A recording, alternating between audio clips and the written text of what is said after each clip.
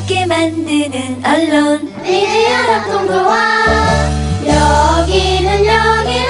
여기는 국민TV. 함께 만드는 언론 미디어 협동조합. 여기는 국민TV.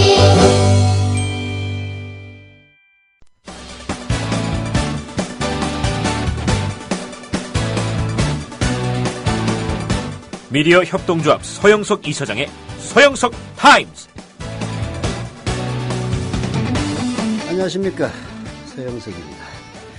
4월 21일 화요일 서영석 타임스 시작합니다.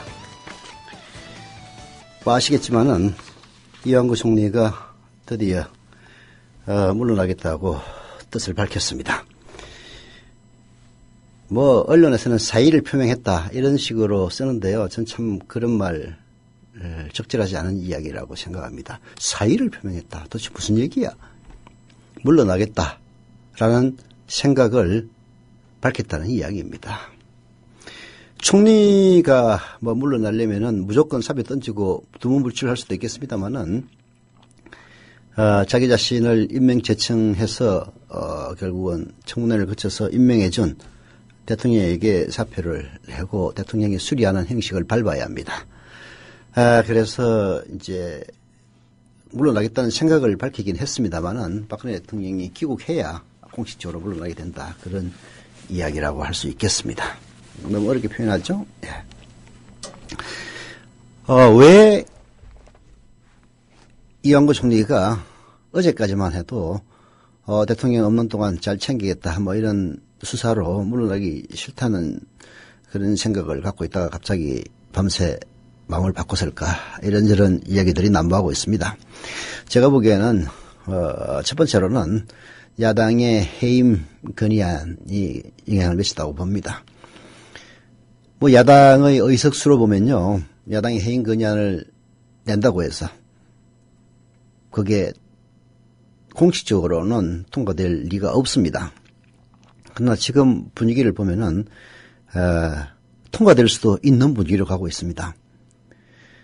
그래서 해임 건의안 제출이 이완구 총리의 결단을 담겼다, 이렇게 볼 수 있고요. 두 번째는 그와 연관되는 이야기입니다만은 새누리당 내부에서 선거를 의식해가지고 제발 좀 빨리 물러나 달라, 물러나기 힘들면 물러나겠다는 뜻이라도 밝혀달라, 이런 식으로 압박을 가한 것이 주요하지 않았나 하는 생각이 듭니다. 그러나 이 모든 것들도 결국은 이완구 총리의 거짓말이 들통이 나지 않았더라면 절대 있을 수가 없는 일이죠.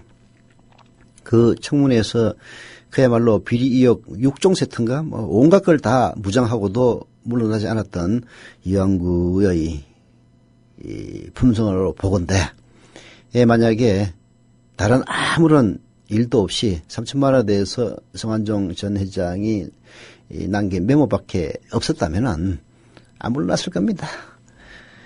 그럼에도 불구하고 물러나지 않을 수가 없었던 것은 결정타가 몇 가지 됐죠. 검찰에서 이완구 총리 스스로 별 사이가 아니었다라고 밝혔던 성완종 전 회장과 무려 1년 동안에 200통 이상의 전화를 한 사실이 들통이 났습니다. 노회찬 전 의원이 잘 표현을 했죠. 이 정도면 모르는 사이가 아니라 거의 부부관계나 마찬가지다라는 얘기까지 했습니다. 그게 아마 일반적인 민심이었을 겁니다. 두 번째는 운전기사의 정언이 결정타가 됐습니다. 이 총리와 그리고 성완종 전 회장이 독대했다라고 이완구 총리의 전 운전기사가 밝힌 게 또 치명타였습니다. 자기는 뭐 처음엔 만난 적도 없다고 그러다가 두 번째는 여러 명이 와가지고 뭐 왔다 갔다 해서 잘 기억이 안 난다고 그랬다가 이렇게 계속 말을 바꿔왔는데 운전기사가 둘이 독대하는 거 봤어 라고 얘기를 했으니 아니 뭐 그걸 입증할 수 없겠지만은 그야말로 이완구 총리의 거짓말이 만천하에 드러난 격이 된 겁니다. 저는 그런 이야기를 들으면서 정치인들 운전기사 대접 잘해달라는 그런 얘기를 하고 싶습니다. 사실 저도 뭐 정치부 기자로 오랫동안 정치권을 취재를 했습니다만은 정치인들이 사람으로 여기지 않는 부류들이 있습니다. 물론 뭐 인간이 이하로 비하한다는 뜻은 아니고요. 인격을 갖고 있는 인간으로 보지 않는 사람들 있습니다. 누군지 아십니까? 첫째, 청소하는 아줌마들 사람으로 안 봅니다. 제가 이 얘기를 하는 거는요. 인간이 이하로 본다는 뜻은 아니에요. 그냥 인격이 있는 사람으로 보지 않는다는 뜻입니다. 그래서 청소하는 아줌마들이 옆에 지나다니면요. 사람 없는 것처럼 자기들끼리 막 얘기를 해요. 실제로 비밀스러운 얘기도 합니다. 그래서 저는 거기에 차가 내가지고 청소하는 아줌마들한테 철마다 선물 주고 선물 공세로 이런저런 얘기 많이 들었던 기억도 있습니다. 또 하나는 국회 방어원들 인간 취급 안 해요. 거기 보면 이제 국회 방어원이라는 용어는 사실 정보종합청사에 쓰는 얘기인데 국회에서는 뭐라고 얘기하는지 모르겠습니다. 하여튼 국회 경비하는 사람들, 청경이라든지 이런 사람, 청호경찰이죠, 그렇죠.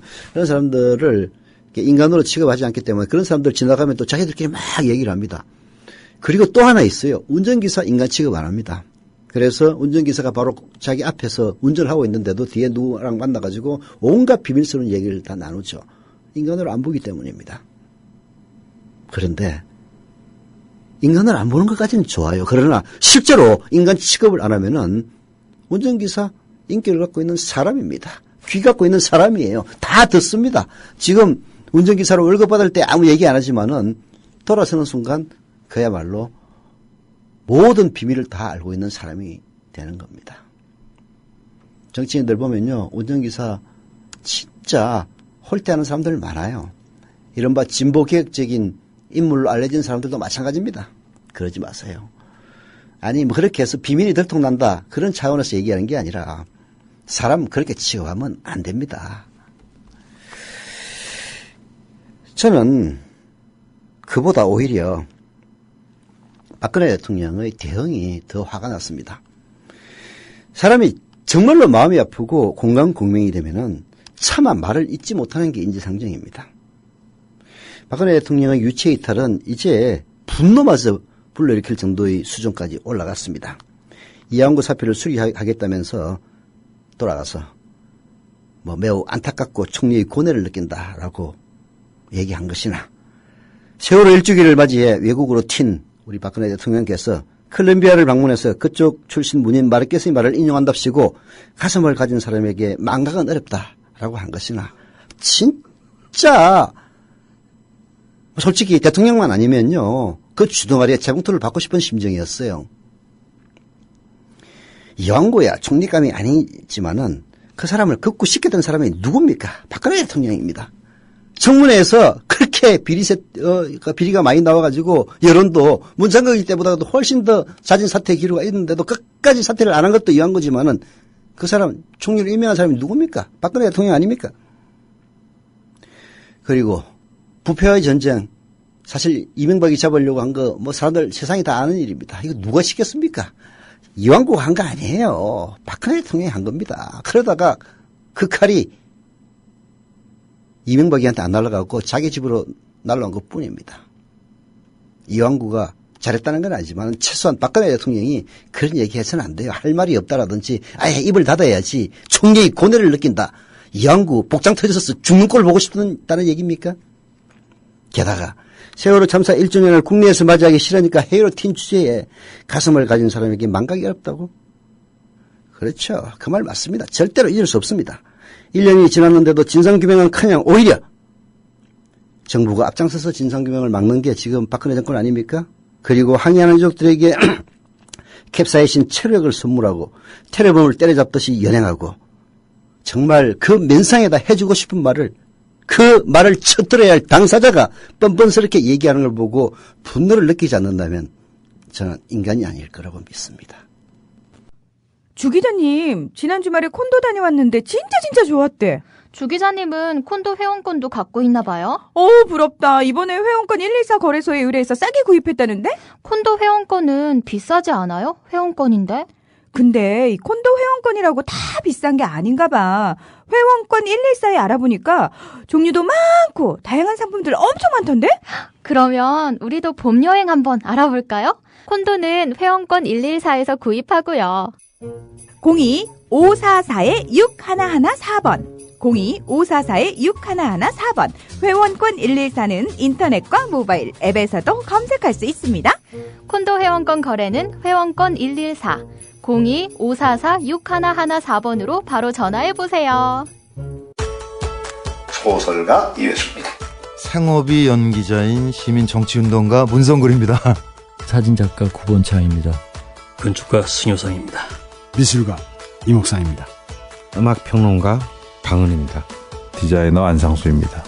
영화도 만들고 미술도 하는 박찬경입니다. 안녕하세요. 진중환입니다. 미학자에게 예술가의 내면을 들여다보는 것은 새로 발견된 고분의 문을 따는 고고학자의 마음처럼 흥분되는 일입니다. 사진, 건축, 연기, 디자인 등 다양한 분야의 예술가들을 만나 물어본 그들의 비밀. 진중권이 만난 예술가의 비밀, 지금 서점에서 만나실 수 있습니다. 지상철 조합원 신청 광고입니다. 강화대교 앞에서 개념 부부가 만드는 개념 곰탕, 연지연 곰탕. 연지연이란 가마솥의 장작불로 온종일 구워내는 곰탕을 서로 나누어 이어지는 인연이란 뜻입니다. 연지연 곰탕이 민주주의를 열망하는 조합원 여러분과 국민의 건강을 책임지겠습니다. 곰탕 포장 판매는 한 팩 800g에 7,000원이며 7팩 이상은 무료 배송으로 드립니다. 연지연 곰탕은 강화대교 입구에 위치해 있습니다. 단체 주문 예약 및 포장 주문 전화번호는 010-7252-1114, 010-7252-1114, 031-989-9968. 조합원 단체 예약은 10% 할인해드립니다.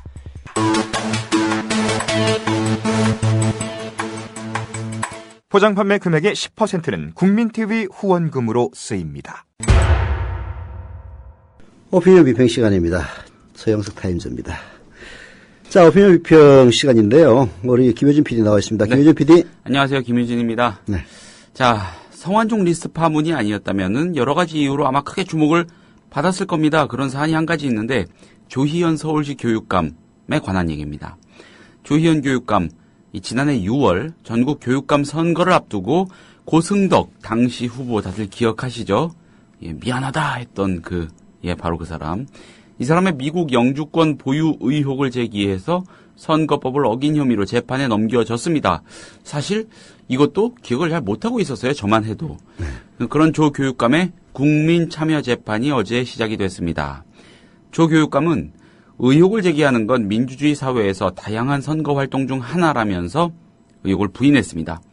이 문제 저보다 훨씬 더 무거운 마음으로 주목하는 사람이 있는 것 같습니다. 서울대 로스쿨 조국 교수인데요. 조 교수가 사실 당분간 신문에 글 쓰지 않겠다고 했었거든요. 그런데 조희연 교육감에 대한 기고문을 오늘 특별히 경향신문에 실었습니다. 조금 길 수도 있겠습니다만은 한번 읽어드리려고 합니다. 조희연 교육감이라는 사람, 또 이 사람을 둘러싼 이 재판의 함의랄까요? 이런 것들을 한번 짚어보면 좋을 것 같아서요. 이 글에 사건 개요도 잘 정리가 되어 있으니까 들어보시면 좋을 것 같습니다. 제목은 두 번째 피고인이 된 조희연입니다. 네. 예. 조희연 교육감은 네.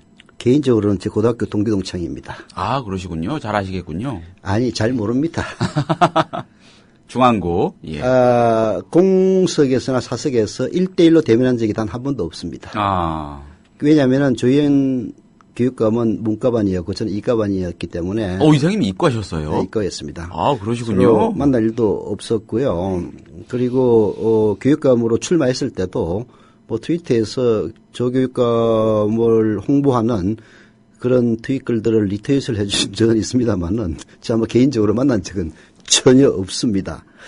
그리고 이장님이 이과 출신이시라는 사실. 이과였습니다. 예. 그리고 모 대학에 재형 계열로 입학을 했던 경력도 있습니다. 졸업을 못했습니다만은 여하튼 그렇고요. 또 이제 같은 조 씨, 한자는 다르나 조국 교수. 예. 요즘 글 안 쓴다고 그러는데요. 우리 청취자 여러분들 잘 아시는 분도 있고 모르시는 분도 있겠지만은 조국 교수는 교수들 중에서 가장 논문 인용이 많이 된 교수 1위에 오른 사람입니다. 대부분 조국 교수가 정치 활동을 많이 하니까 야 폴리패스 운운하면서 주로 보수 언론에서 그렇죠. 예, 너 실력도 없는 게 맨 저기 뭐 어쩌고 저쩌고 정치 활동한다 이런 얘기를 비난을 많이 하지 않았습니까? 근데 교수로서요 자기 논문이 다른 후학들이나 동료 학자들로부터 인용이 가장 많이 되는 것이 최고의 영광입니다. 그렇지 않습니까? 예. 그런 조국 교수와 그래서 참 전 조국 교수 잘생겼어요. 실물 보면 진짜 미남입니다. 뭐 얼굴이 잘생겼다고 해서 뭐 특별히 더 봐줄 건 없습니다만은 제가 과거 라디오 21에서 잠깐 저기 출연했을 때 조국 교수가 실제 스튜디오에 온 걸 제가 우연히 목격한 적이 있거든요. 진짜 잘생겼더라고. 흔칠한 호남에 실력까지 겸비한 사실 이게 문무겸전이 참 어려운 건데 조국 교수는 그런 면에서 흔치 않은 사람이 아닌가 생각되고요. 그런 조국 교수를 두고 논문을 뺏겠느니 말하느니 이런 식으로 의혹을 제기한 인간들도 좀 정신 차려야 될 겁니다. 조국 교수의 조희연 교육감에 대한 글 저도 읽어봤는데요. 참 좋은 글이었습니다. 소개해 주시죠. 네. 좀 길지만 한번 쭉 읽어보겠습니다. 네. 1978년 대학 4학년생 조희연은 유신헌법과 긴급조치 철폐를 요구하는 유인물을 배포했다는 이유로 자신이 비판한 긴급조치 제9호 위반으로 법정에 섰습니다. 법원은 징역 2년을 선고하고 이 20대 초반의 청년을 감옥에 가둡니다. 35년이 흐른 뒤인 2013년 50대 후반이 된 조희연은 재심 판결에서 무죄를 받습니다. 이후 서울시 교육감이 된 조희연은 올해 다시 법정에 섰습니다. 37년 만에 또 피고인이 된 것입니다. 사실관계는 간단합니다. 2014년 서울시 교육감 선거운동이 진행되던 과정에서 KBS 출신 탐사보도 전문가인 최경영 기자가 고승덕 후보 및 가족의 영주권 문제를 트위터에서 제기했고 SNS에서 이 의혹이 증폭되고 있었습니다.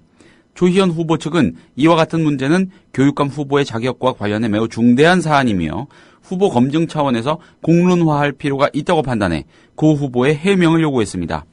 영주권 보유 여부는 제3자가 확인할 수 없기에 당사자의 직접 해명이 필요한 상황이었습니다. 이에 고 후보는 자신의 자녀들은 고 후보 유학 시절 미국에서 태어나 미국 국적을 가지고 있지만 자신은 미국 영주권을 보유한 적이 없다고 공개 편지로 해명했고 조 후보는 다시 주장을 뒷받침할 객관적 자료로 해명해달라는 공개 서신을 보냅니다. 이에 고승덕 후보는 여권 사본 등을 제시하며 영주권 없음을 주장했습니다. 이후 최경영 기자는 트위터에서 사과를 했고 조 후보는 선관위로부터 주의 경고를 받았습니다. 사실 선거 당시 고승덕 후보도 조희연 후보를 향해 장남의 병역 기피 의혹, 통합진보당 경기동부연합 연루 의혹 등에 대한 해명을 요구했습니다. 모두 사실 무근임이 판명되었고 고 후보 역시 선관위로부터 주의 경고를 받았죠. 선거가 끝난 후 경찰은 조 후보에 대한 불기소 의견을 검찰에 올립니다. 조희연 후보 측의 주장은 악의적이거나 심히 경솔한 공격으로서 현저히 상당성을 잃은 것으로 보기 어렵고 제시된 소명자료 등에 의하여 그러한 의혹이 진실인 것으로 믿을 만한 상당한 이유가 있는 경우라고 보았기 때문이었을 겁니다. 그러나 검찰은 조 후보만을 기소합니다. 공직선거에서 후보자에 대한 철저한 검증을 보장하는 것은 대의민주주의의 기본입니다. 선거라는 민주주의를 지탱하는 핵심 절차에서 후보를 검증하기 위한 표현의 자유 행사를 형사처벌로 제약하는 것은 무조건 경계되어야 합니다. 사후적으로 부분적 오류와 과장이 있었음이 확인되었다고 하더라도 문제제기 당시 합리적 근거가 있었다면 처벌하면 안 됩니다. 만약 100% 확실한 증거가 없으면 입을 다물라가 선거법의 원칙이 된다면 후보 검증은 불가능해집니다. 선관위가 주의 경고로 마무리하고 경찰이 무혐의 의견을 밝혔음에도 왜 검찰은 기소를 했을까? 무죄가 나도 상관없다는 것이 검찰의 입장이기 때문일 겁니다. 기소가 되고 재판을 받으면 그 과정이 마무리되는 오랜 시간 조희연 교육감은 공격을 받게 되고 업무 추진에 지장을 받을 수밖에 없습니다. 박근혜 정부의 교육정책과 다른 정책을 추구하는 조희연 교육감을 비판하는 것 자유입니다. 그러나 이렇게 법률적 괴롭힘을 가하는 것 치졸합니다. 이제 국민참여재판 배심원들의 현명한 평결을 기다립니다. 준사법기관이 아니라 정치기관으로 움직인 검찰에 대해 배심원은 이게 진짜 법의 정신이다라고 가르쳐 주어야 합니다. 사실 검찰의 이런 마구잡이 기소는요, 이명박이가 만들어 놓은 겁니다. 물론 그 뿌리를 이제 타고 올라가면은 전두환 그리고 박정희로 올라가긴 합니다만은 예. 사실 김영삼의 그 트로이 목마 작전으로 김영삼이 집권한 이후 스스로 무민정권이라고 했습니다만은 뭐 반쪽짜리였긴 했는데요. 그 이후로 사실 검찰이 이런 마구잡이 기소만큼은 안 하던 시기가로 이행을 했습니다. 근데 그게 역행한 거는 이명박 때였죠. 촛불에 아주 혼쭐이 난 이명박 그 부분에 대해서는 하여튼 엄단하라 이렇게 검찰에게 요구를 했고 사실상 요구를 한 거죠. 검찰은 그 요구에 충실히 부응해서 마구잡이 기소를 했습니다. 무죄가 났습니다. 대부분 다 무죄 났어요. 나와도 그야말로 실정급 중에서 이거는 사실 법관들도 문제입니다. 제가 보기에는 선고유예로 때려야 될 게 무지하게 많이 있는데도 법을 문자 그대로 해석해가지고 뭐 무슨 법 위반 어쩌고저쩌고 해가지고 벌금 20만 원 30만 원 많이 때렸는데요. 여하튼 사실상 다 실행으로 구행해서 기소해서 구행했던 그런 재판들이 다 무죄로 나오고 끽해야 벌금 얼마 나오는 정도로 끝났는데도 불구하고 그렇게 했던 검찰들 승승장구했습니다. 사실 검찰이 기소권을 남용해서 기소한 사람이 유죄 판결을 못 받는다면 그건 진짜 엄청난 큰 사건인 겁니다. 국민이 검찰에게 기소권을 쥐어주는 이유는 합리적으로 하라는 그런 전제가 있는 것 아니겠습니까? 그럼에도 불구하고 권력의 눈치를 보면서 권력의 명령에 따라서 지 맘대로 기소해서 그게 무죄로 났다면 그 사람은 검사로서의 경력은 그 자리에서 끝나야 됩니다. 사실은. 옷 벗고 나가야 될 사안이에요. 그런데도 불구하고 이명박은 이런 인간들을 승승장구 시켜줘가지고 지금 검찰 수뇌부에 포진하는 인간들이 한두 명이 아닙니다. 그 정점에 있는 인간이 바로 신영철이고요. 그래서 그 떡찰, 견찰, 떡찰. 그 전통이 지금 이런 식의 마구잡이 기소를 가능하게 하는 겁니다. 참 진짜 법이 죽은 거죠. 법의 정신을 쓴 몽테스키우인가요? 지하에서 벌떡 일어나가지고 야 이 새끼들 니들이 검찰이라고 욕을 할지도 모릅니다. 최경영 기자는 뭐랄까요? 어떻게 표현할까요? 언론계에서 공신력을 인정받는 기자죠. 이런 기자가 문제 제기를 합니다. 이 선거에 같이 뛰고 있는 후보인 조희연 당시 후보로서는 의심을 해볼 수가 있습니다. 그렇지 않습니까? 아니 본인한테 저 영주권 가진 저런 사람이 서울 교육을 책임지게 해 말이 되냐 이러지도 않았습니다. 해명을 좀 해주시라. 제대로 좀 해주시라 명백하게. 자기도 오해를 받고 해명을 다 합니다. 그걸 가지고 기소를 합니다. 거야. 검찰이. 이게 선관위에서 주의를 경고를 주는 거는 이게 결국은 폭로전이 무차별로 나오면 선거가 혼탁해진다는 그런 걱정을 해가지고 이게 좀 경우 없이 하지 말고 뭔가 좀 사례를 따져가면서 해라. 라고 하는 것이 선관위의 주의 경고입니다. 그래서 그런 일이 재발해가지고 만약에 실제로 무고의 성격이 있다면은 정식으로 고발을 합니다. 선관위에서. 그리고 심지어는 경찰마저 이건 뭐 여러 가지 법리 검토를 해본 결과 이게 이제 사실은 이제 고의가 있어야 되는 것이고 그 수법이 확정적이야 하거든요. 예. 야, 너 저 영주권 갖고 있잖아. 네 같은 새끼가 무슨 교육감 된다고 지랄이야. 이렇게 했다면 문제가 되는 거예요. 그렇죠. 아니 탐사 전문 기자가 당신 영주권 갖고 있다고 얘기를 하는데 해명을 해라. 라고 얘기한 것은 선거법 위반의 소지가 전혀 없는 거죠. 그런 식으로 따지면 고성덕이야말로 제일 먼저 기소를 해야지. 그렇죠. 그렇지 않습니까? 뭐 조희연이 아들 병역 의혹이 있다는 그것도 의혹 수준 정도가 아니었어요. 솔직히 들어보면 사람들이 열받게 했습니다. 그런 것들은 다 그냥 제껴두고 조희연만 갖고 물어 늘어지는 것은 어떻게든 조희연을 조절하는 그런 그 정신이 바탕에 깔려있지 않으면 있을 수가 없는 일이에요. 그리고 다른 무엇보다도 그렇게 해서 만약 무죄 판결이 난다면은 그런 기소를 했던 사람이 처벌을 안 받기 때문에 이런 식의 마구잡이 기소가 일어나는 겁니다. 검찰이요. 검사가 되는 게 사법고시 다른 사람들도 열심히 하는 그 공부에 합격해가지고 검사시켜주는 게 아닙니다.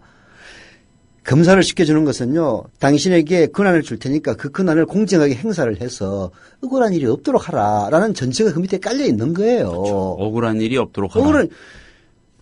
지금 공안검찰들이 가장 망각하고 있는 게 바로 그겁니다. 국민이 검찰에게 왜 그런 기소권이라고 하는 막강한 권한을 주겠습니까?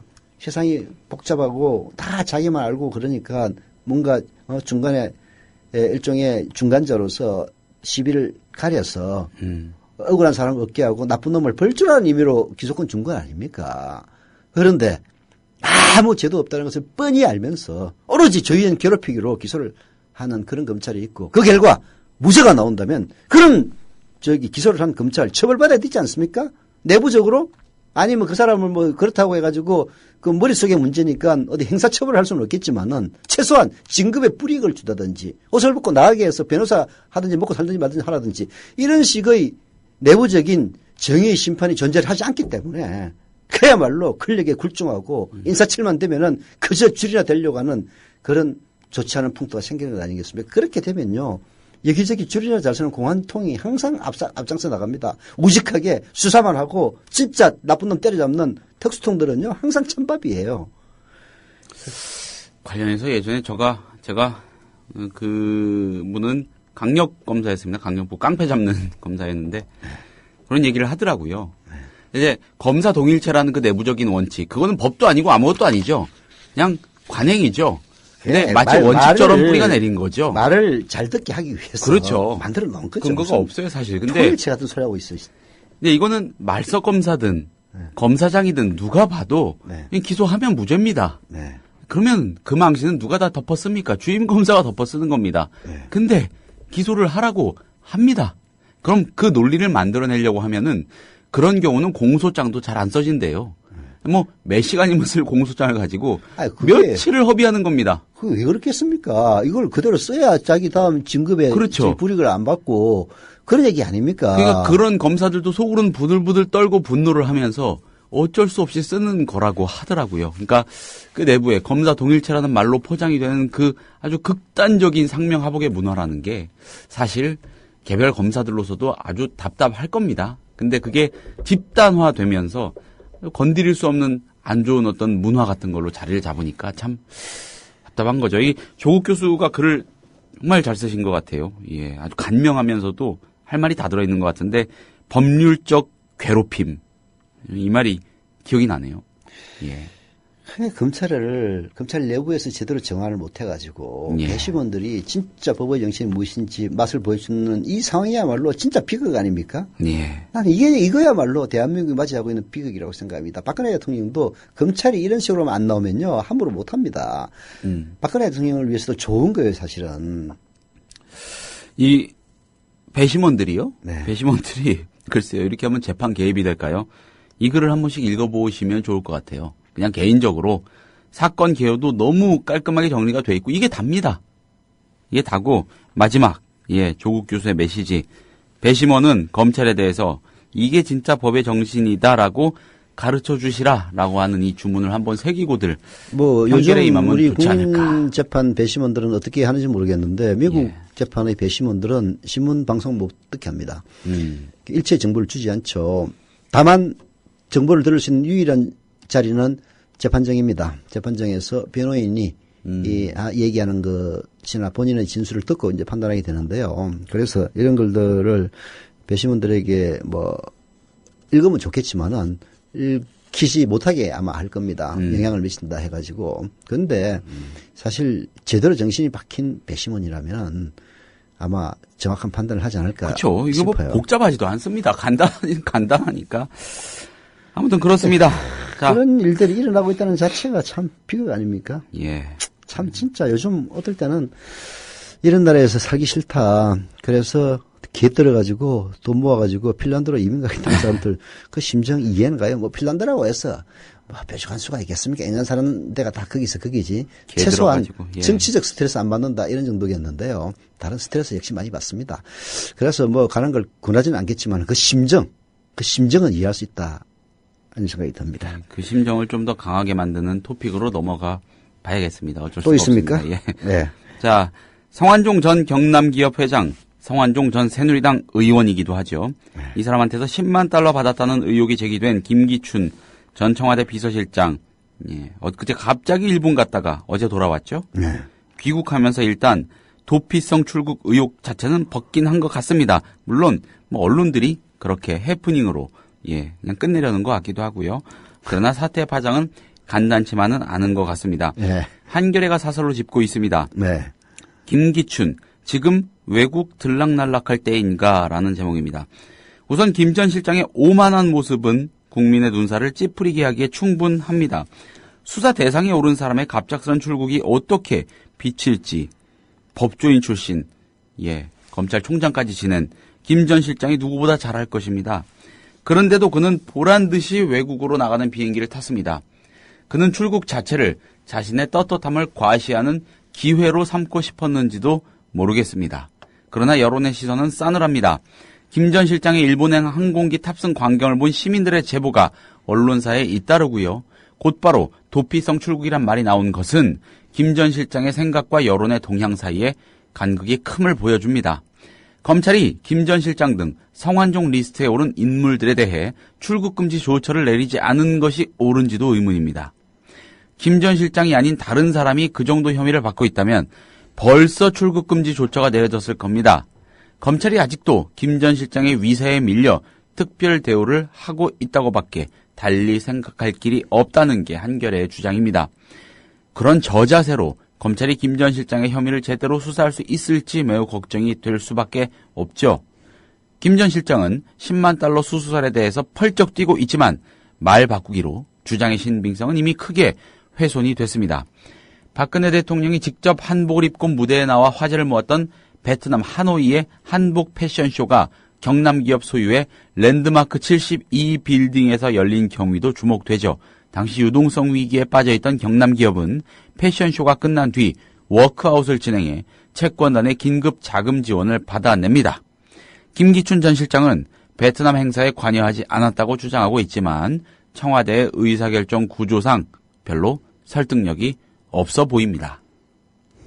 이런 와중에 아무렇지도 않게 태연하게 부인 이 건강 치료 문제로 갔다 왔다고 이런 얘기도 있는 것 같더군요. 네. 예. 아이고 참.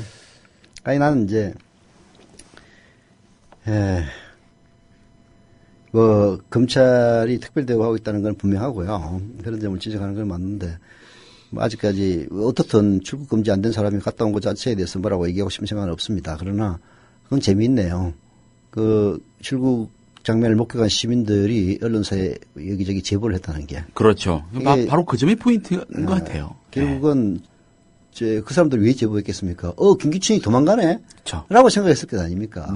문제인식이 얼마나 짙은지를 증명하는 거죠. 그런 것 같아요. 이런 사건들이 일어나면은 이런 사건을 일으킨 당사자와 민심 사이에 항상 인식의 괴리가 있습니다. 문제는 이제 그런 인식의 괴리가 그냥 일반적으로 있을 수 있는 수준, 감내할 수 있는 수준이면은 참을 수가 있는데 지금 박근혜 정권의 핵심적인 인물들의 하는 행세를 보면요. 진짜 니들하고 우리는 레벨이 달라. 라는 식의 사고를 바닥에 깔고 있는 듯한 그런 이제 뉘앙스가 미치는 게 큰 위험한 거죠. 아니, 사실 대한민국은 솔직히 얘기해서 5천만이 대통령이 나라입니다. 모두가 다 대통령이에요. 한 명도 무시해서는 안 될 사람들입니다. 그게 좋은 일이냐, 나쁜 일이냐를 이제 떠나서 그만큼 자기 자신에 대한 자존의식이 큰 나라인데요. 이런 나라에서 경제구조가 양극화를 치닫다 보니까 마치 귀족과 서민 혹은 천민으로 나뉘어지는 듯한 이런 행세가 계속되고 있는데요. 지금 우리 사회의 상층부에 있는 인간들이 오히려 자기 자신을 낮추고 이런 뭔가 양극화의 간극을 좁히려고 하지 않으면은 이거 밀란 일어나고 폭동이 일어나는 거예요. 그런 사고 문제를 저는 지적하고 싶네요. 김기춘이가 제대로 정신 밖에 있는 사람이라면은 아무리 저기 와이프 병원 일이라도 자기 아들 보낸다든지 난 지금 이런 의심을 받고 있으니까 난 자숙해야 되니까 뭐 좀 대신 갔다 오라든지 이런 것들이 적절하지 않겠나 싶은데요. 뭐 김기춘 실장 머릿속에 안 들어갔다 나왔으니까 뭐 그 진위를 알 수는 없습니다만은 국민들의 시선에는 아니 내가 뭘 자식들아 내가 너희들 같은 인간인 줄 알아? 난 이 달라 인간들아라고 빌 수 있다는 거. 그런 점은 좀 참 그게 우리 사회의 이른바 노블리스트들이죠 일종의 난 오블리제 책임식이라고는 척도 없는 자칭 노블리스트들의 비극이 아닌가 하는 그런 생각입니다. 예, 한결아 전 잘 짚었다 싶은 게 자신의 떳떳함을 과시하는 기회로 삼고 싶었는지도 모른다라고 했는데 이거 맞는 것 같아요. 좀 공감이 돼요. 과시한 거죠. 과시. 설마 그렇겠습니까? 예. 뭐 김기춘도 인간인데 그러진 않을 거라고 믿는 게 오히려 더 마음 편할 것 같습니다. 자, 네. 다음 토픽으로 넘어가죠. 자, 세월호 얘기 좀 해봐야겠습니다. 세월호 참사 1주년 맞아서 지난 주말 서울 도심에서 열렸던 추모 행사, 과격화한 시위와 경찰의 캡사이신 물대포 차벽 대응으로 난장판이 됐습니다. 근데 이거는 언론의 표현을 제가 따온 겁니다. 네. 일종의 좀 경각심을 한번 환기시키자 이런 차원인데 글쎄요. 이게 신문 보도를 보면은 기사를 보면은요. 네. 어떤 부연 설명을 하기 위해서 그 문장 속에 자기도 모르게 이걸 팩트처럼 씹는 경우가 있습니다. 네. 이 문장에도요. 도심에서 열렸던 추모 행사가 과격화한 시위와 경찰의 캡사이신, 물대포, 차벽 대응으로 난장판이 됐다. 이렇게 표현을 한 거거든요. 네. 과격화한 시위, 과격했었다. 언론이 이걸 규정하고 있습니다. 이거는 아니죠. 잘못 쓰는 거죠. 경찰의 주장인 거 아니겠습니까? 아무튼 그렇습니다. 이 겹겹이 쳐진 경찰의 봉쇄의 벽, 이에 흥분한 시위대의 경찰버스 공격, 태극기 소각 장면 등등 이런 건 언론에 대대적으로 부각이 됐죠. 한국일보가 유의미하게 이 문제를 짚고 있습니다. 사설을 통해서요. 제목이 이렇습니다. 과격 시위, 세월호 여론 왜곡시킬 우려 크다라는 제목입니다. 지난해 보수를 자처하는 일부가 단식하는 유족의 면전에서 음식을 먹으며 조롱하는 짐승 같은 짓으로 국민의 공분을 산 바 있습니다. 과격 폭력 시위는 유족의 주장과 입장의 정당성을 결정적으로 약화시키고 유족의 아픔을 10분 이해해온 선량한 시민들의 공감을 훼손하는 점에서 해악은 크게 다를 것이 없다는 것이죠. 한국일보의 주장인 겁니다. 네. 이미 주말 이후 세월호 피로감을 대놓고 말하는 이들이 많아지고 있는 건 크게 우려할 만한 현상이라고도 한국은 짚고 있습니다. 거듭 말하지만 세월호는 결코 잊혀져서도 최종적 해결이 더는 지연돼서도 안 됩니다. 이 원칙을 허무는 어떤 행위도 용납돼서는 안 됩니다. 이건 지당한 얘기입니다. 시위의 과격화, 폭력화는 유족과 여론을 도리어 이간질하는 행위라는 것입니다. 이렇게 해서 얻을 수 있는 게 과연 무엇인가라고 한국일보는 묻고 있는데 글쎄요, 좀 비판적으로 읽어보자고 골라봤거든요. 어떻게 보십니까? 저는 그 태극기를 불태웠다는 그 인간 그 인간부터 잡는 게 순서라고 봐요. 그 이미 동영상에 다 나와 있습니다. 그리고 그 신원도 지금 밝혀진 것 같던데요. 유족 아니에요. 불확지. 군. 아니 모르지 그거야. 그건 경찰이나 이런 데 수사를 해봐야 알지. 상식적으로 생각해 보십시오. 광화문 시위는요. 결국은 박근혜 대통령에게 항의하는 뜻으로 만들어진 겁니다. 1년이 지나도록 아무런 대책을 내놓지 않기는 물론이고 심지어는 국회에서 만든 세월호 특별조사위의 행동을 그야말로 봉쇄하기 위해서 내려놓는 짓거리들 보면은 어느 유족인들 열받지 않겠습니까? 그래서 강화문에서 항의를 하고 청와대에 인간띠로 들어자라는 것이 목표였던 시위였습니다. 그런 시위를 하는 유족들이나 유족을 지지하는 사람이 왜 태극기를 태워요? 태극기를 왜 태웁니까? 또라이가 아닌 이상이면. 이사님은 정말 진정한 거기에 집회에 참여하는 순수한 집회 참여자가 아니다. 아니죠. 이거는 그야말로 우리 김현준 PD가 뿌락치던가 아니면은 소영웅주의자입니다. 뭔가 시선을 받기 위해서 하는 것에 불과한 거예요. 사람들이 많이 모이면은 별놈들이 다 있습니다. 별놈들이 다 있어요. 그런 태극기를 불태우는 인간이 있으면은 바로 잡아가지고 너 신원부터 밝히면은 이 사람이 유족과 관계 있는 사람인지 아니면은 쓸데없이 그냥 와가지고 구경하다가 소영주의를 하는 거지 알 수 있을 것 아닙니까? 예. 모르는 게 아니에요. 이미 그 불태우는 동영상 자체가 이미 인터넷에 다 공개가 돼 있습니다. 얼굴 절반은 가렸던데요. 그러나 보면 다 압니다. 실제로 아까 내가 보니까 그 인간 누군지 신원이 밝혀졌다는 그런 글들도 올라오더라고요.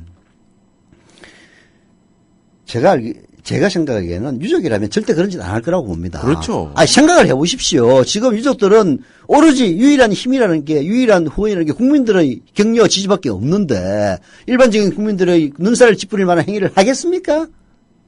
그렇죠. 열받아서 하는 거는요, 중간에 차벽을 쳐가지고, 광화문에 문 앞에 있는 유족들하고, 그리고 광장에 있는 유족들을 분리시키는 과정에서 열받은 사람들이 차벽 위로 올라가고 했던 것에 불과합니다. 그걸 왜 차단을 시킵니까? 왜 차단을 시켜요? 아니. 그 인간띠 얘기를 미리 정보를 듣고, 네.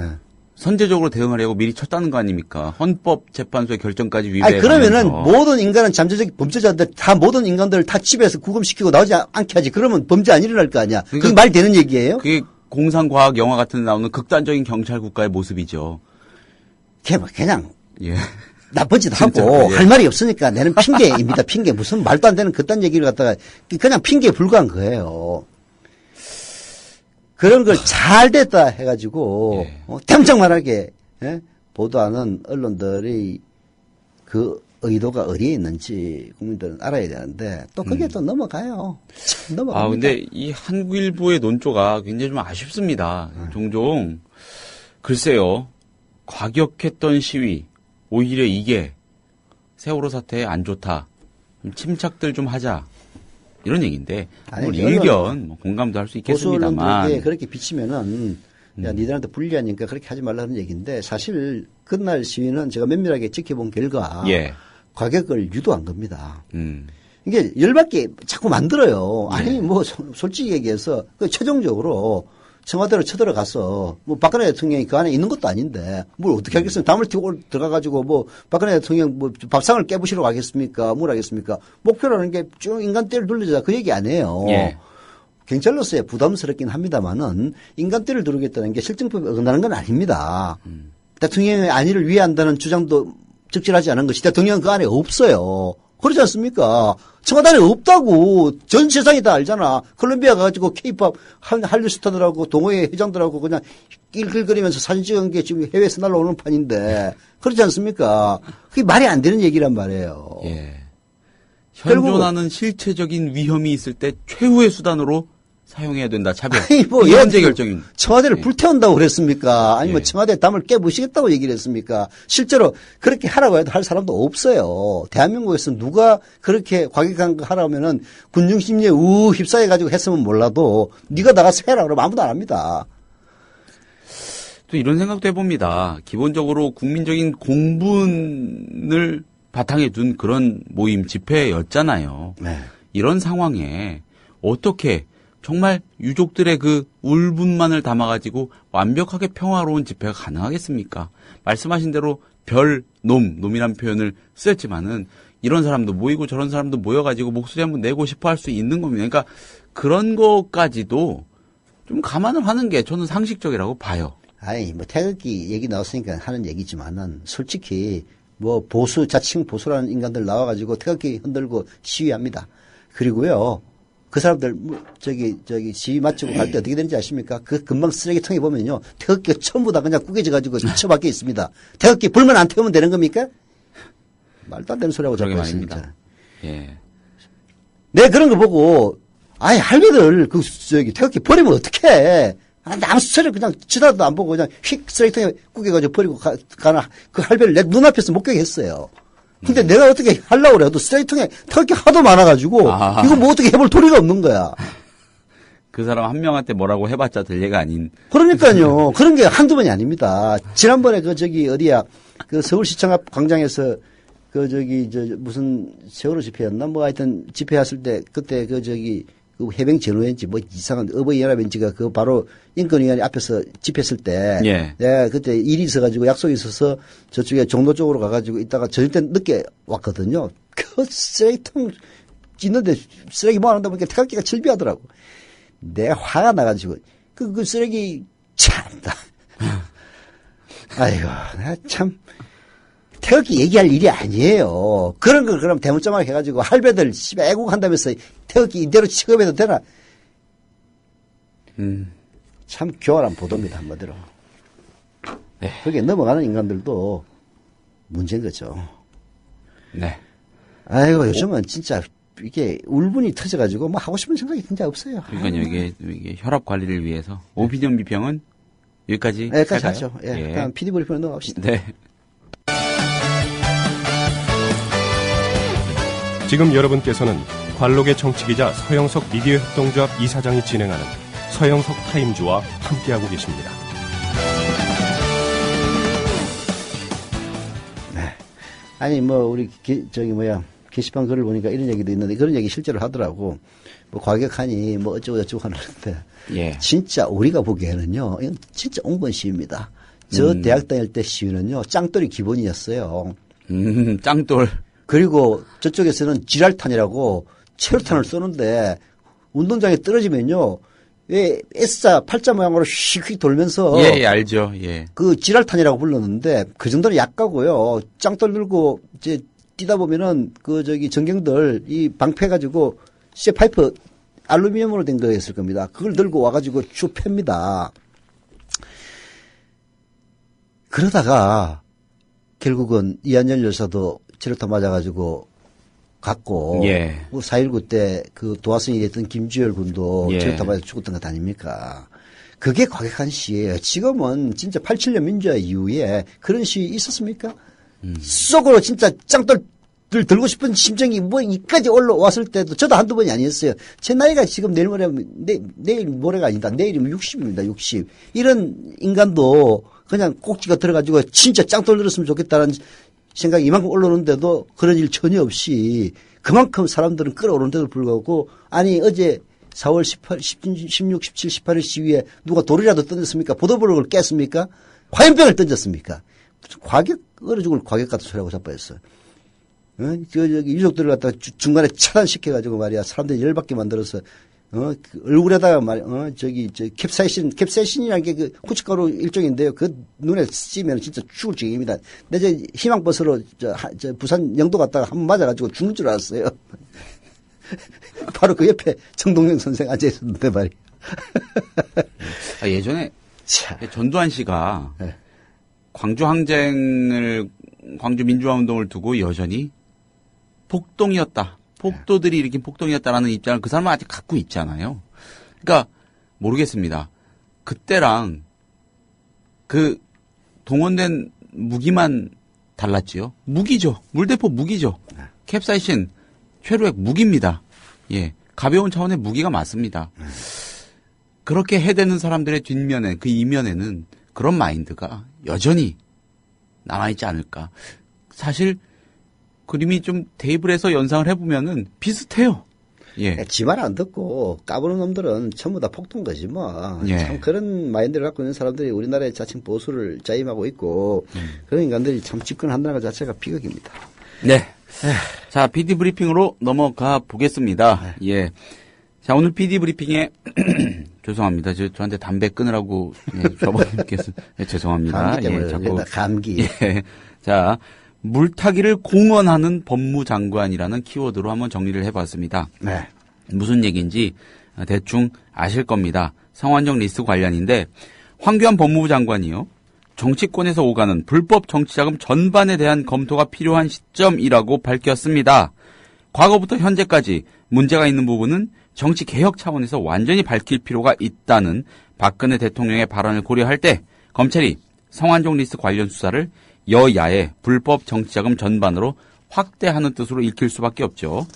자, 황교안 장관은 또 참여정부 시절에 이루어진 성완종 전 새누리당 의원에 대한 2차례 특별사면, 이거에 대해서도 만일 특별사면에 대한 로비가 있다는 단초가 있으면 수사하겠다. 이렇게 말을 했습니다. 어제 법제사법위원회 전체 회의 현안 보고 도중에 이런 얘기를 한 겁니다. 이게 굉장히 무서운 말입니다. 사실 공언을 해버린 거거든요. 물타기를. 이 도중에 법사위 전체 회의 도중에 이완구 국무총리를 비롯해 허태열, 김기춘 전 청와대 비서실장 등 이른바 성완종 리스트에 등장하는 8명을 우선적으로 수사해야 한다. 이런 서기호 정의당 의원의 요구에 대해서 물론 성 전 회장이 남긴 메모에 기재된 8명에 대한 수사가 1차적 수사가 될 것으로 보인다. 이렇게 전제를 하면서도 앞에서 말씀드린 그런 공언을 남긴 겁니다. 황교안 장관은 또 특정인인 성 전 회장이 특정인을 찍어서 기재한 것만 갖고 검찰이 관심을 갖고 있는 것은 아닐 것이다. 수사에 착수한다고 하면 합리적, 객관적인 증거를 찾아서 수사를 해나갈 것으로 알고 있다. 이렇게 설명했는데 이것도 일종의 경고로 들리기도 합니다. 예, 그 사람들이 다가 아니다. 조심해라. 뭐 이렇게 해석되지 않습니까? 네. 야당 의원들이 성 전 회장이 전달한 금품이 2012년 대선 자금일 가능성에 대한 수사를 촉구하는 데 대해서는 검찰이 법리와 자료를 검토해 종합적으로 판단할 것이라는 원론적인 답변을 내놓으면서도요. 다만 수사는 증거가 뒷받침돼야 하는데 성 전 회장이 말한 내용이 오래전 일이고 메모 작성자가 돌아가셨기 때문에 수사에 어려움이 예상된다고 덧붙였습니다. 이것도 그 저희를 쉽게 읽을 수 있죠. 예, 일정 부분 그냥 눈치라는 거 아니겠습니까? 그런 의심을 해볼 수 있죠, 충분히. 이춘석 새정치민주연합 의원이 어제 청와대 등의 수사 개입 논란과 관련해서 만일 수사 상황 관련 보고 요구가 있을 경우, 청와대에 보고 요구가 있을 경우에요. 법무부 장관이 법적으로 수사 보고 요청을 거부할 수 있는 제도가 있느냐 이렇게 따져 물었습니다. 황교안 장관은 이에 대해서 자제를 요청할 수는 있지만 장관이 이를 거부할 법적 제도적 장치는 없다면서도 이 사건의 특수성을 고려해서 요청이 있더라도 자제를 요청하고 자료가 오가는 일이 없도록 하겠다 이렇게 말을 했습니다. 뭐 최선을 다해보겠다, 애써보겠다 이런 얘기 정도로 들립니다. 근데 예. 저희 실무자가 윗전이 지금 관심을 갖고 있어서 좀 알고 싶다는 예. 쩌르르 달려가지고 보고할 겁니다. 그리고 또 장관을 불러가지고 대통령이 물어보면은 이거는 수사 중인 사안이라서 얘기 못하겠습니다 할 강단이 있겠습니까? 예. 그렇죠. 제 보기에 최소한 황교안 장관은 아니라고 봅니다. 최소한 이 사람 안 그럴 거다. 자, 반면에요. 새누리당 의원들 이게 좀 쟁점이 될 것 같은데 참여정부 시절에 이루어진 성 전 회장에 대한 2차례 특별 사면 특혜 아니냐 이런 의혹을 지금 계속 제기하고 있죠. 어제 엊그제. 예, 김진태 새누리당 의원 또 등장을 합니다. 성 전 회장이 참여정부 시절 2번째 사면을 받기 전 경남기업에서 32억 원이 인출됐다는 언론 보도를 언급하면서 참여정부 시절 사면에 대한 로비가 없었는지에 대해 명확히 해달라 이렇게 법무부 장관에게 주문합니다. 네. 황 장관은 특별 사면을 거듭해서 받은 것은 흔치 않은 일입니다. 다소 이례적인 사면에 대해서 국민이 걱정하는 것으로 압니다. 단초가 있으면 수사하겠습니다. 아직 그런 단초는 발견되지 않았습니다만 이라고 김진태 의원의 지적에 화답합니다. 참 말하는 거 보면 예. 야당 의원이 얘기하는 건 전부 안 된다는 거고 여당이 얘기하는 것은 다 한번 해보겠다. 그런 그렇죠. 얘기구만. 이건 화답이죠. 화답이라는 게 이런 때 쓰는 말인 것 같습니다. 네. 이와 관련해서요. 동아일보 종편 채널A 어제 성완종 리스트를 수사하고 있는 검찰 특별수사팀이 최근 법원에서 압수수색 영장을 발부받아 경남기업의 최근 10년치 자금 흐름을 추적하고 있는 것으로 확인됐다. 2010년 이전에 있었던 성완종 회장의 금품 로비 관련 의혹들까지 모두 살펴보겠다는 뜻이다. 2006년 9월 김기춘 전 대통령 비서실장에게 전달된 것으로 전해진 10만 달러의 자금 출처는 물론 성 전 회장이 2007년 허태열 전 비서실장에게 건넸다고 주장한 7억 원의 흐름도 추적 대상이고 여기에 여기가 중요합니다. 여기에 2007년 말 노무현 정부 시절 마지막 특별 사면에 대한 의혹도 짚고 넘어갈 부분이다라고 보도를 했습니다. 아마도 이런 류의 종편 보도를 단초로 앞에서 말씀드린 주장들을 펼치고 있는 게 아닌가 싶습니다. 참고로요. 새정치연합은 성 전 회장 사면과 관련해서 첫 사면은 자민련의 요청에 의한 것이었고 둘째 사면은 이명박 대통령 당선인 측의 요청에 의한 것이었다는 입장입니다. 서영교 새정치민주연합 의원의 경우 그 두 번째 이명박 대통령 당선인 측의 요청에 의한 것이었다는 요런 해명과 관련해서요. 성전 회장의 대통령직 인수위원 내정 발표가 2007년 12월 31일에 있었고 1일에 있었고 사면은 2008년 1월 1일이었다. 이명박 전 대통령이 성전 회장을 인수위원으로 넣으려고 얼마나 작업을 했겠느냐 이렇게 주장을 했습니다. 예. 어떤 게 더 설득력이 있습니까? 상식적으로. 아니 조사를 하라고. 조사를 해서 뭐 노무현 정부 때도 뭐 의혹이 있어가지고 어느 놈이 돈 받아먹고 했으면은 잡아놓으면 될 거 아니야. 그러나 그렇다고 해가지고 허태열이가 7억원 받아먹고 그리고 홍문정이가 허태열 7억 받은 건 2006년 7년 일이라서 뭐 공소시효 지났다고 하더라도 네. 홍문정이가 2억 받은 게 사실이면은 그거는 대통령 자체가 이게 제대로 된 대통령인지 다시 한번 의문을 지게 해야 돼요. 그렇죠. 원래 선거법 위반에서 그 회계 책임자가 실형 선고를 받으면요. 국회의원직 떨어집니다. 국회의원 날라가요. 그렇게 해서 날라간 사람 한두 명이 아니에요. 그렇죠. 아니, 그런 걸 대통령에게도 원용하면은 그때, 회계 책임자나 혹은 사무처에 중요한 지위에 있는 사람이 회계 처리되지 않은 돈 2억 원을 받았다면은 박근혜 대통령 물러나야 됩니다. 아, 그래. 뭐, 노무현 정부를 물고 내려가지고 물귀신을 하든 말건 제대로 수사해가지고 좀 해보라고. 그리고 제대로 수사하면 아무것도 안 나와요. 상식에 방금 얘기했듯이 그게 맞는 얘기거든. 아니, 자민련을 요청했고, 마지막에 자민련 요청한 거야. 뭐, 걸타손 치다로 충청권이니까 막, 전화 로비 많이 했겠지. 같은 충청도 사람 해가지고.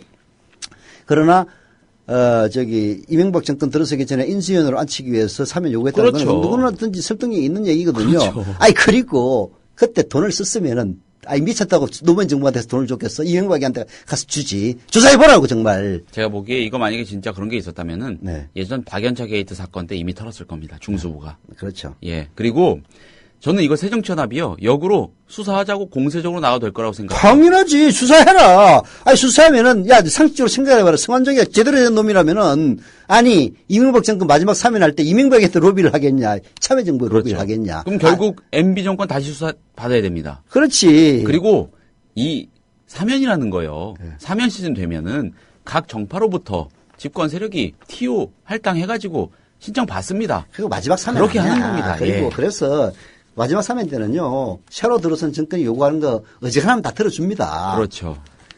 그래서 이거 괜히 좀 걸고 있는데 이거는 새정치연합의 야권이 일제히 좀 강경하게 영리하게 좀 대응하면 어떨까 싶은 생각도 들고 글쎄요. 이참에 다시 한번 이 4대강을 지금 시찰하고 있다는 이명박 전 대통령을 한번 수사선상에 올리는 것도. 그러니까 예. 조사해보라고. 그렇죠. 그렇게 나와야지 무슨. 아니 그랬던 사람을 인수위원 시키는 게 더 이상합니까? 사면 시키는 게 더 이상합니까? 자, 오늘 서영석 타임스 여기까지 하겠습니다. 자, 고맙습니다. 국민 라디오 팟캐스트 응원하는 가장 쉬운 방법 아시나요? 다운로드하기, 별점 주기, 댓글 달기, 구독하기. 국민 라디오 팟캐스트 널리 알리는 가장 쉬운 방법. 다운로드하기, 별점 주기, 댓글 달기, 구독하기. 기억하세요. 다운로드하기, 별점 주기, 댓글 달기, 구독하기.